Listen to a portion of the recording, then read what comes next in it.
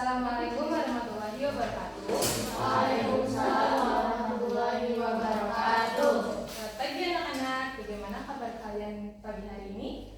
Pagi Bu, alhamdulillah baik. Baik. Sebelum kita memulai pembelajaran pada pagi hari ini, alangkah baiknya kita membaca doa terlebih dahulu. Berdoa dalam hati, mulai. Amin. Berdoa selesai. Nah, sebelum kita masuk ke materi, Ibu akan mengambil dulu ya. Yang pertama ada Destiana Apriliani, terus Isma Rizky Hanifah, Ria Datul Jannah. Baik. Sebelumnya Ibu ingin bertanya, apakah kalian pernah mendengar ataupun pernah melihat gunung atau pantai? Pernah. Nah, coba kita bayangkan, jika kita menaiki gunung, maka kita akan terlihat di ketinggian. Jika kita menyelami laut, kita akan terlihat kedalaman. Nah, itu di dalam matematika, ketinggian itu bisa kita samakan dengan bilangan positif. Sedangkan kedalaman kita bisa samakan dengan bilangan negatif. Nah, pada pertemuan kali ini kita akan membahas tentang bilangan bulat, yaitu operasi penjumlahan dan juga operasi pengurangan. Kalian bisa buka buku kalian LKS halaman 8 tentang bilangan bulat.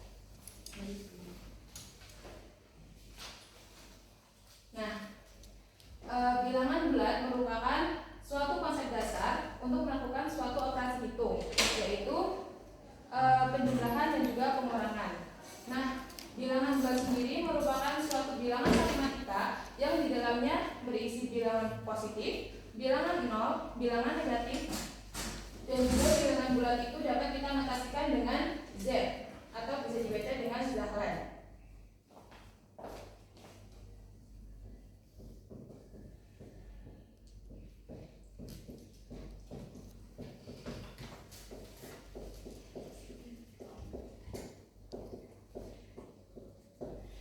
Penjumlahan bilangan positif itu, penjumlahan bilangan bulat itu terbagi menjadi dua sifat. Yang pertama ada sifat komutatif, yaitu sifat pertukaran, di mana rumus umumnya bisa kita tulis sebagai A plus B sama dengan B plus A. Contohnya 6 ditambah 4 sama dengan 4 ditambah 6 sama dengan 10. Nah, yang kedua ada sifat asosiatif. Nah, sifat asosiatif itu adalah sifat pengelompokan, di mana rumus umumnya itu A ditambah dalam kurung B ditambah C sama dengan kebalik. Nah, terus sama dengan A ditambah dalam kurung B ditambah C. Contohnya 7 ditambah 3 ditambah 5 sama dengan 7 ditambah 3 ditambah 5 sama dengan 15.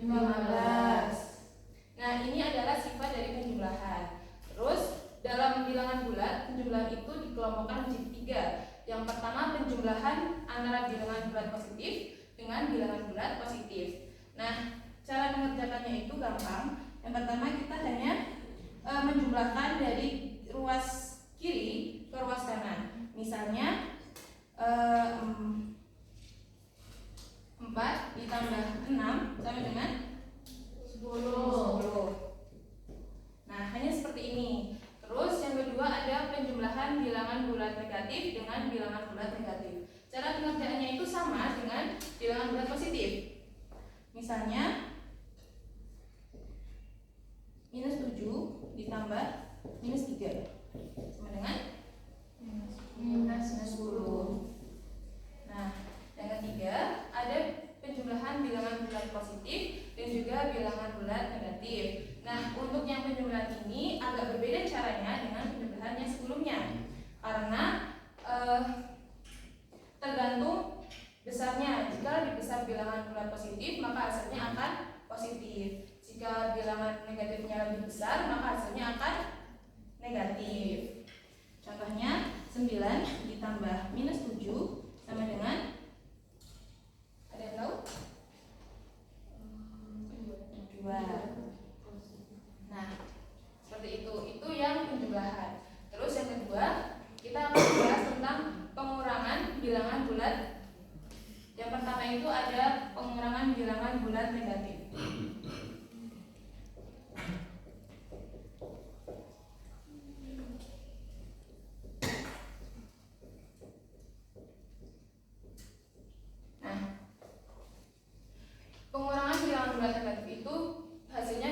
berupa positif, bisa juga berupa negatif. Karena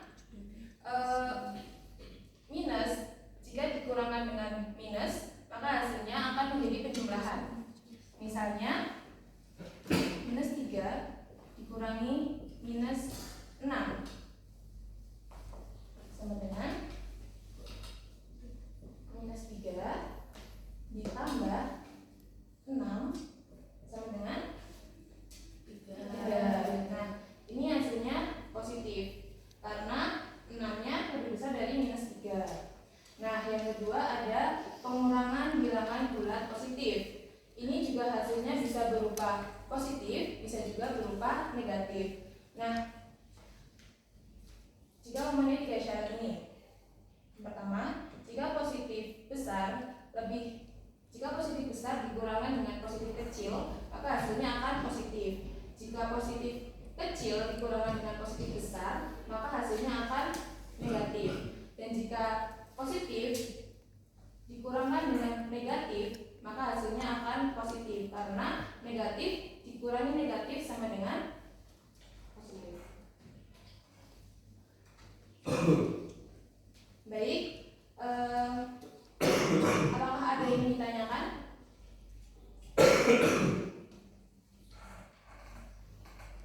Tanya Bu, maaf, untuk fungsi tanda kurung tadi buat apa ya?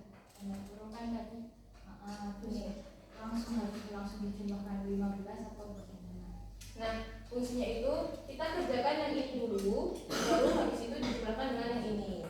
Jadi 7 ditambah 3 ditambah 5 sama dengan 8. Nah, 7 ditambah 8 sama dengan 15. Ada yang ingin ditanyakan lagi?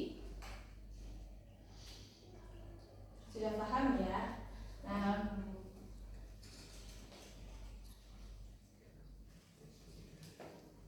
oke, berarti kesimpulannya bilangan bulat itu dapat berupa bilangan bulat negatif dan juga bilangan bulat positif.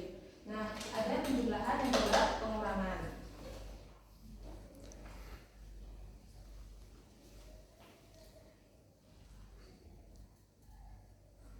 Kenapa kita harus mempelajari bilangan bulat?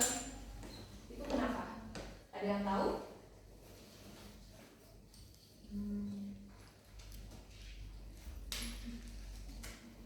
Baik, karena ini bisa berguna bagi kehidupan kita, kehidupan sehari-hari. Karena bilangan bulat, baik penjumlahan ataupun pengurangan, dapat kita gunakan untuk mengukur suhu, mengukur ketinggian, terus menghitung kedalaman, dan sebagainya. Nah, sebelum Ibu menutup pertemuan pada pagi hari ini, perlu diingat bahwa bilangan positif itu berkaitan dengan kenaikan, sedangkan bilangan negatif itu berkaitan dengan